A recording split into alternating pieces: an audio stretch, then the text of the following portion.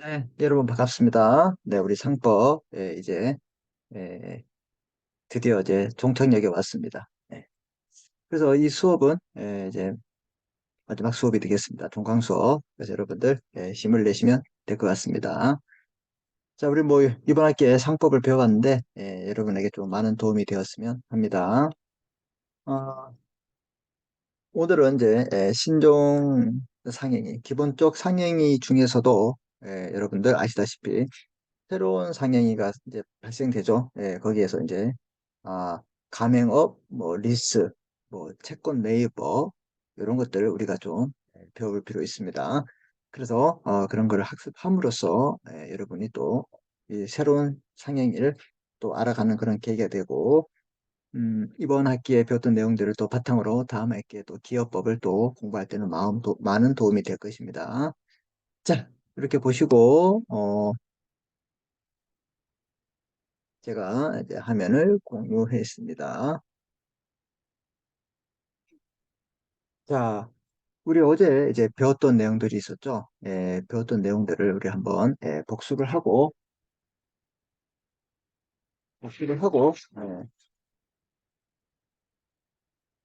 수업을 해보도록 하겠습니다. 음. 자, 이 화면을 보시면, 자, 어제 상당히 많은 걸 배웠는데 중요합니다. 아니, 어제가 아니라 저번 시간에.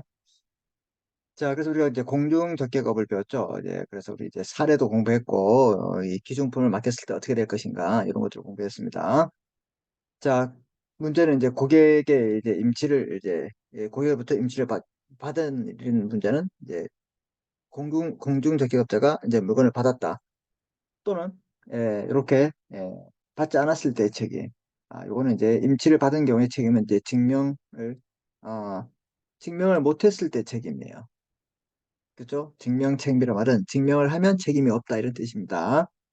자, 그다음에 이제 임치를 받지 않았을 때에 대해서는 과실 책임이에요. 그다음 그 책임을 없으면 알린 경우에 또 어떻게 할 것인가? 그 책임을 져야 한다. 임치를 받았던 받지 않았던. 무슨 말인지 알았죠? 그래서 시험 문제 임치를 받지 않는 경우에는 책임 없음을 개시한 경우에는 그 책임을 진다 이렇게 쓰면 틀렸다 이 말입니다. 자, 이거 왜 이렇게 됐지?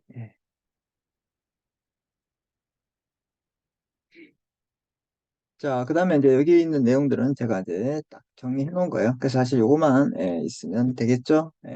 그래서 자, 개정 전에는 이제 공중적격업자가 불가 학력인 경우에만 면책이 되었습니다.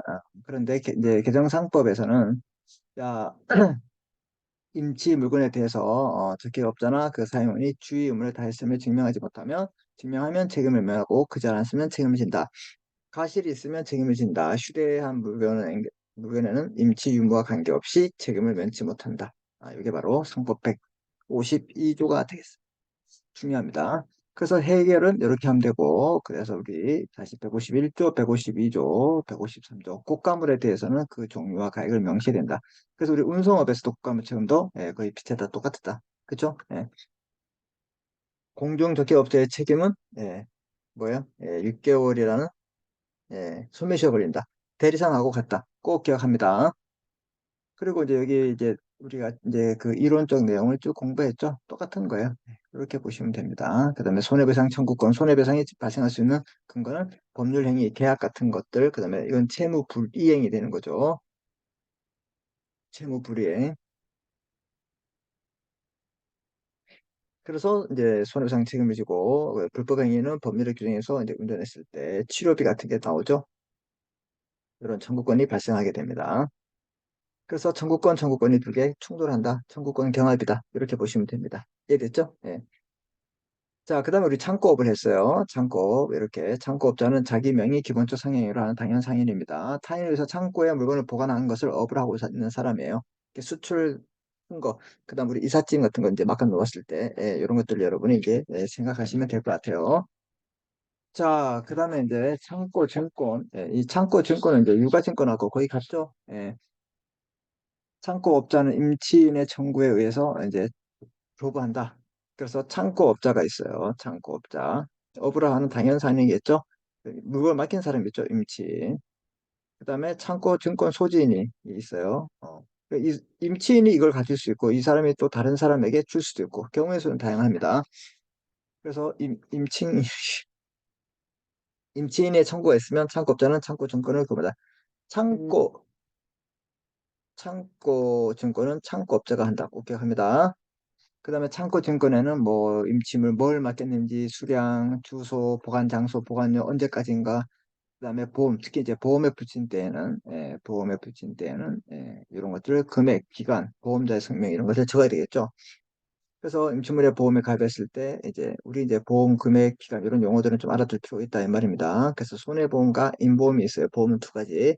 그래서 이제 손해보험은 화재, 해상, 자동차, 뭐 보증보험 뭐 등등등 있고 그 다음에 생명 뭐 이런 보험들이 있어요. 뭐 이런 것들 여러분 이제 뭐 그냥 어떻게 상식선에서 그냥 알아두시면 됩니다.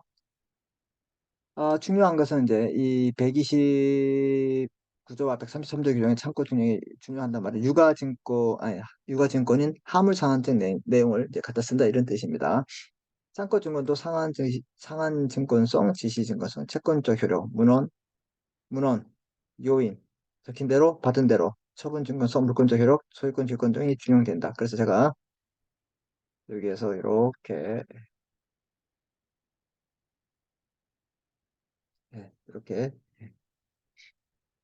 상한증권성, 지시증권성, 그 다음에 채권적 효력, 적힌 대로 물권증권성, 그 다음에 처분증권성, 물권적 효력, 소유권 질권을 갖는다. 분할할 수 있고 일부 입주가 일부 출고 가능하다. 이런 걸 기억합니다. 손해배상 책임을 지고요. 그 다음에 임침을 출고할 때가 아니면 보관을 어떻게 돈 달라 못하겠죠. 그러면서 일부 출고할 때는 그 비율에 따라서 하면 되겠습니다. 임치기한을 정하지 않을 때는 6개월이 경과하면 6개월 꼭 기억합니다. 2주 전에 예고해야 됩니다. 부득이한 사유가 있을 때는 언제든지 할 수 있습니다.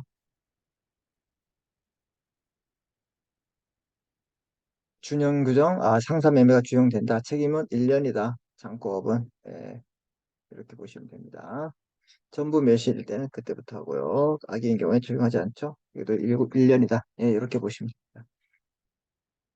자, 이렇게 우리 이제 중요한 내용들을 많이 봤습니다. 그래서 여러분들이 이제 기말고사를 보실 때는 어떻게 된다?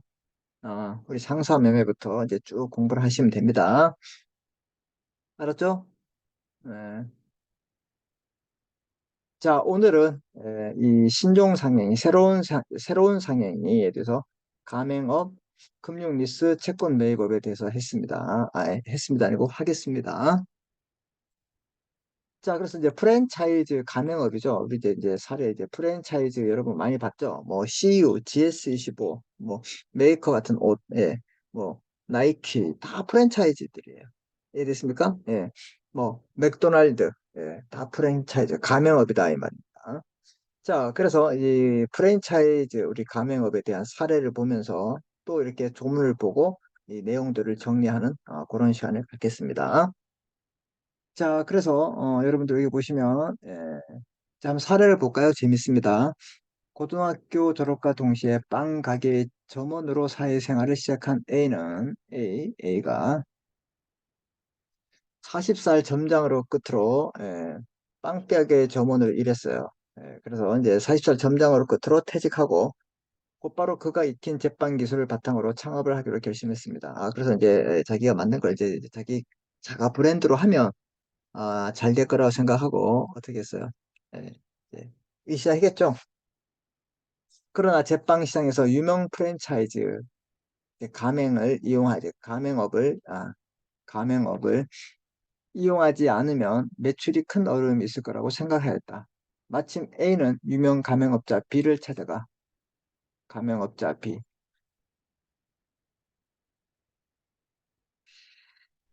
5년 기간으로 가맹 계약을 체결했어요. 계약을 체결했네요. 유명 가맹업자 B는 가맹상이죠. 가맹상인 A. 이제 업자는 이제 이 가맹업을 이제 업을 하는 사람, 가맹상인은 쉽게 말해서 시의회 이제 사장님 같은 사람들 말하고 있습니다. 이게 빵 가게를 시작할 수 있도록 상호와 설비 등을 지원하였고 A는 5년 동안 열심히 운영해서 꼭 성공하리라 다짐했습니다. 예. 그러면 와, 난 성공하겠다 이렇게 하지. 난 실패할 거야. 뭐 실패하면 어쩌지?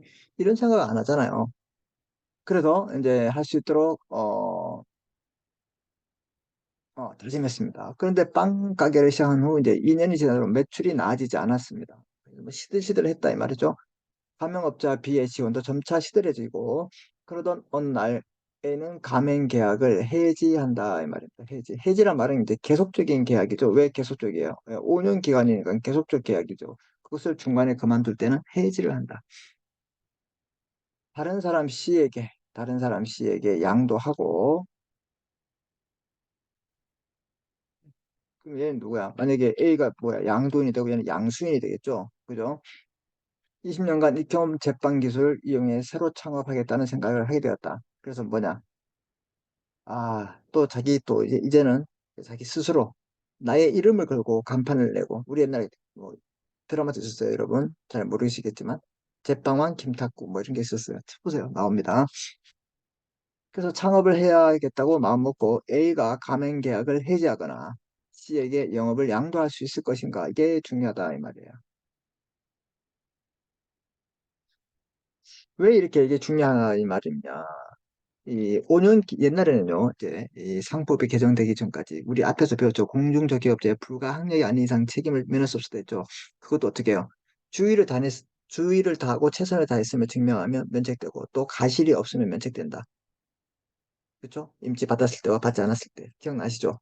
자, 그런데 여기에서 말하는 것도 똑같아요. 이 프랜차이즈 계약도 5년이면 5년 동안 어떠한 경우라도 어떻게 해요? 계속 계약을 유지하고 가야 돼요. 중간에 그만둘 수 없었어요. 이렇게 중간에 그만두는 걸 해지를 했죠. 그럼 중간에 그만둘 수 없기 때문에 어떻게 돼요? 맞습니다. 적자가 나도 계속 가야 된다 이 말입니다. 그래서 난 팔지도 못해. 이게 문제 있었잖아. 그럼 양도하려 그러면 이 누구야? 가맹업자가 누가? 본사가 어떻게 해야 돼요? 허락을 해야 돼. 허락 안 해줬다 이 말입니다. 그래서 이런 문제점을 시정하기 위해서 개정상법이 어떻게 많은 걸 어떻게 했어요? 고쳤습니다. 그게 이번에 여기에 키포인트가 되는 겁니다. 이해되셨나요? 자, 그래서 여러분들 이 사례에서 봤을 때, 이 가맹상, 가맹업자. 그럼 얘는 이제 가맹업자가 누가 되는 거야? 우리 뭐 CU, 뭐 GS, 이게 본사가 되는 거고, 또 가맹상인은 그 CU의 사장님들을 말하고 있죠. 그 다음에 이거 안 되면 이제 C에게 넘기려고 하고 있다. 양도한다. 자, 그런 이제 사례가 있기 때문에 여러분들이, 가맹업은 이런 경우에 어떻게 되는가, 또 논점이 뭔가를 여러분이 좀 파악하셨나요? 네, 좋습니다. 그래서 논점은 가맹업자의 의무 있어요. 가맹업자가 누구야? 이 가맹업자, 잠깐만, 여러분,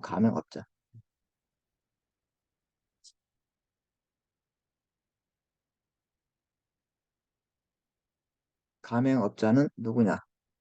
누구야? 뭐, CU,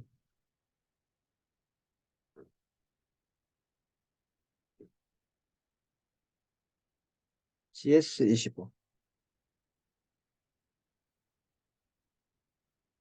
파리바게트,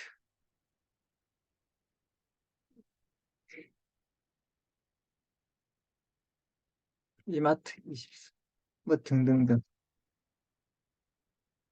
이런 것들을 말하고 있습니다.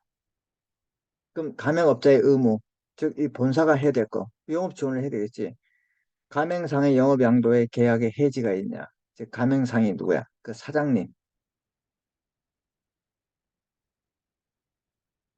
가맹상이 누구야? 사장님. 이랬어요?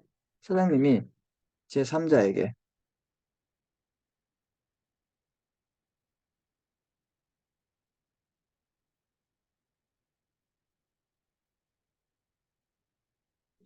계약을 그만두고 넘길 수 있냐? 이런 것들이에요. 그래서 이제 바로 이렇게 사례를 보시면, 자, 기존에는 가맹 계약 기간에 약정이 있는 경우에는 가맹상은 부득이한 사정이 있어도 계약을 해지하기 어려웠어요. 5년을 하든 3년을 하든. 그래서 상법 개정으로 우리 아까 이제 2010년에 개정됐다 했죠? 여러분 2010년이면 13년 전이잖아. 열 살? 열 살? 초, 초등이었네. 그때 이게 엄청난 일이 있었다 이 말이야. 기가 막힐 노릇이죠. 여러분 뭐 10살, 20살, 30살 차이 뭐 아무것도 아니에요. 여러분 나중에 나이 먹으면 어떻게 해요? 밑에 있는 10살 차이고 20살, 30살 차이 나는 사람과 같이 일을 합니다. 알겠습니까? 그러니까 나이는 숫자에 불과하다 생각하시고 예, 열심히 사는 겁니다. 알겠어요? 저도 옛날에 뭐 한 살 차이만 나도 엄청 뭐 차이가 많이 나는 걸 알았는데 한 살 차이는 나이 차이가 아니에요. 그리고 뭐 10년? 그냥 아 뭐 조금 난다 20년 날 수 있지 30년 그래 예, 뭐 부모 뻘이네 이렇게 하면서 같이 생활을 하는 거예요 직장 생활 이해했습니까? 예. 또 정년도 막 늘어나고 막 그러잖아요. 네. 자 그래서 2010년에 했는데 예, 이렇게 가맹계약에서 A와 같은 예, 이런 가맹상인과 같은 가맹상은 가맹업자 B의 동의를 얻어서 중요한 게 동의를 얻어야 돼요.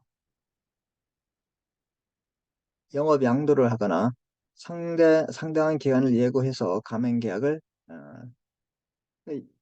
동의를 얻어 양도합니다. 양도를 어떻게 한다? 동의를 얻어 합니다. 상당한 기간을 예고해서 가맹 계약을 이제 기간을 예고하고 어떻게 하는 거야? 예고하고 가맹 계약을 해지할 수. 이거 잘 기억해야 됩니다, 여러분.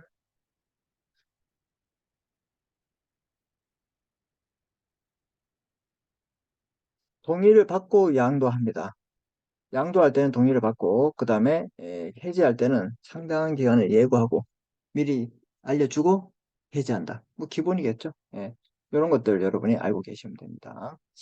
자, 그래서 이제 뭐예요? B의 동의를 받아서 이제 C에게 양도할 수도 있겠고 그 다음에 양도 또는 양도를 안 하려면 계약을 그만두려면 어떻게 해요? 상당한 기간을 예고하고 해지할 수 있다. 그러면 결론은 뭐예요? 결론 A는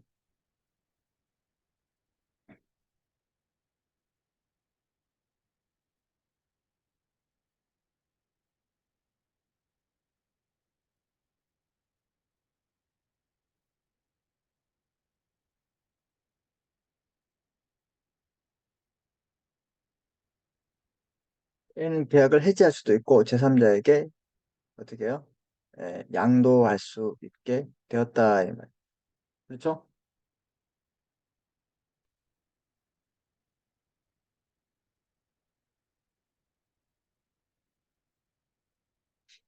이게 결론이 되겠습니다. 그래서 그 2010년 이제 11월 그 이전에 상법이 바뀌기 전에는 이런 것들이 아예 꿈도 못 꿨다. 이해됐습니까? 네. 자, 그래서 이제 여기 보시면 이제 우리 조문 이제 168조의 6 이렇게 됐어요. 우리는 이제 168조 있겠죠. 그 6이란 말은 이제 새로운 내용들을 첨가했을 때 몇 조에 뭐 이렇게 한다 이 말이죠. 자신의 상호, 상표 등 이하에서는 상호 등이라 하고요. 이제 상호 다 나오잖아요, 여러분. 이제. 예. 우리 이제 배웠잖아. 상호 이거 뭐야?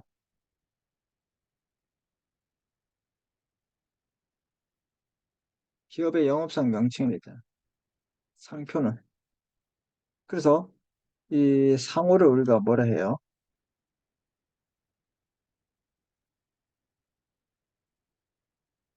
트레이드 네임이라. 상표는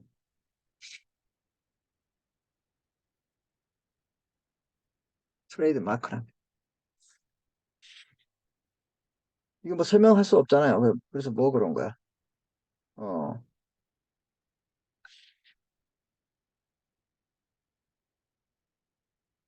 삼성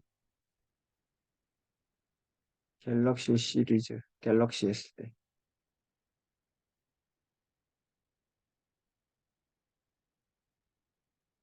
아이폰. 네. 이것들이 상호고 이것들이 바로 뭐가 되냐? 상표가 된다. 이랬죠? 예. 그 자신의 상호, 상표 등 이것들을 이제 제공할 것을 그래서 이제 제공할 것을 영업으로 하는 자, 이에 가맹업자, 우리 이제 본사라고 하면 됩니다. 부터 그 상호 등을 사용받아 허락을 받아 가맹업자가 시작하는 품질이나 영업 방식에 따라 영업할 자를 가맹상, 사장님이라고 합니다. 알았죠?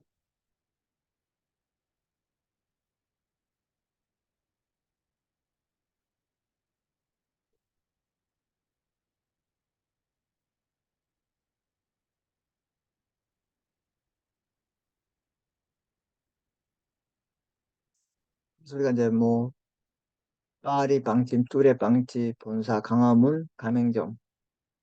그 가맹점의 이제 그 오너를 가맹상인이라 하죠. 예, 그렇게 보시면 됩니다.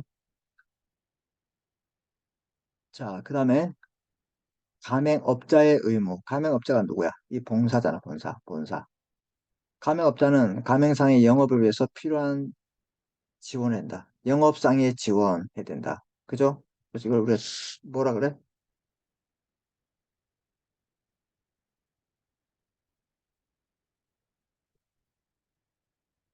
영업상 지원 의무가 있어.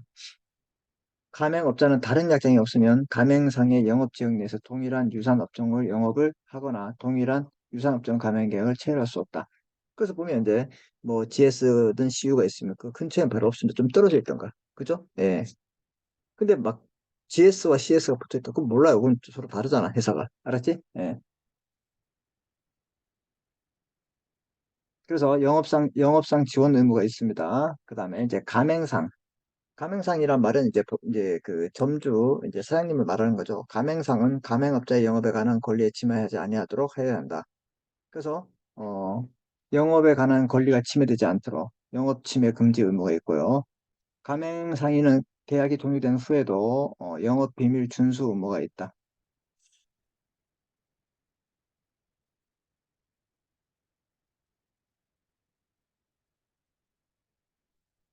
이런 것들이 중요하죠. 예. 그래서 가맹업자의 의무, 가맹상의 의무 요거 기억합니다. 자, 그다음에 가맹상의 영업 양도. 가맹상은 가맹업자의 동의를 받아 반드시 동의를 받아서 할 수 있습니다. 영업을 양도할 수 있다. 그러면 동의가 없으면 할 수 있다? 없다 이 말입니다. 동의를 받아야지만 양도할 수 있다. 동양. 동의를 받아야지만 양도할 수 있습니다. 가맹업자는 특별한 사유가 없으면 제1항에 동의를 한다. 특별한 사유. 이게 특별한 사유가 뭘까? 이게 대한 뭐 자세한 내용들은 또 변론을 하더라도 이게 특별한 사유가 없어야 돼. 특별한 사유가 없다는 말은 뭐야? 큰 하자가 없으면 다 이렇게 허락을 해줘야 한다 이런 뜻이에요. 이해됐습니까? 예. 계약의 해지, 계약의 해지, 계약의 해지. 계약 감행상 존속기한에 대한 약정 의무에 관계없이 부득이한 사정이 있을 때는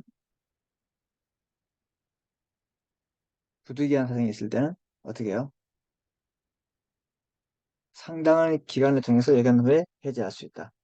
그래서 이거 다르다 이 말입니다. 보통 우리가 부득이한 사정이 있으면 언제든지 할 수 있다. 이런 것들이 좀 나와 있어요. 그죠? 네. 근데 여기는 부득이한 사정이 있을 때는 상당한 기한을 정해서 예간 후에 계약을 할 수 있다. 그리고 헷갈리지 말고 꼭 기억하시라. 알았죠? 예, 이렇게 보시면 됩니다. 자, 그래서 이제 조문은 이렇게 받고 가맹상의 이제 가맹업자의 의무를 보시면 가맹업자의 의무 여러분들 뭐였어요? 영업 지원 의무, 경업 금지 의무 기본이겠죠? 권리 침해 금지 의무. 권리 침해.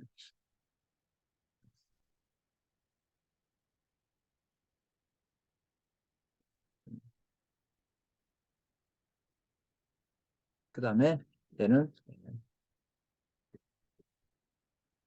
경업 금지 의무. 경업 금지 의무.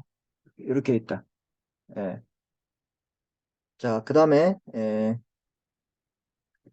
여기 이제 나와 있는 이제 가맹업, 가맹상, 그다음에 그런 내용들, 이런 내용들은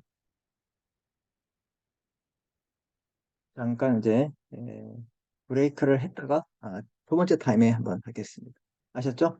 그래서 여기에 이 사례에서 핵심은 이 그 가맹업자의 그 의무보다는 이 가맹상의 영업 양도와 계약의 해지가 가능한가? 이게 오히려 제일 중요한 포인트가 된다. 이렇게 보시면 돼요.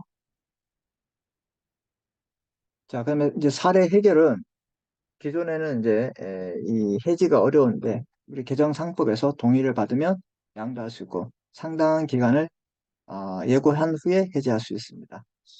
그래서 이제 부득이한 사정이 있으면 언제든지 해지할 수 있다. 이건 아니고 상당한 기간을 정해서 예고할 수 있다. 요거 우리가 그래서 주의, 주의.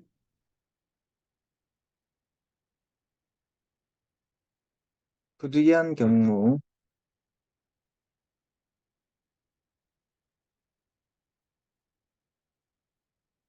요걸 우리가 참고하면 되겠습니다. 그래서 이제 의무, 영업상 지원 의무, 경업 금지 의무, 그다음에 이제 가맹상은 영업 비밀 준수, 권리 침해, 동의를 받아서 할 수 있고 특별한 사유가 있으면 무조건 해야 된다. 그다음에 부득이한 사정이 있을 때는 상당한 기한을 정해서 예고해 할 수 있다. 언제든지 아니다. 이걸 참고한다. 주의. 그다음에 의무는 영업 지원 금지, 경업 금지 의무, 권리 침해 준수, 영업 비밀 준수 의무. 이렇게 하시면 되겠습니다. 자, 이렇게 보시고 이제 한번 두 번째 타임에서는 이제 이론을 좀 정리해 보도록 하겠습니다. 자, 그래요. 여기까지 하고 우리 좀 쉬었다가 하겠습니다.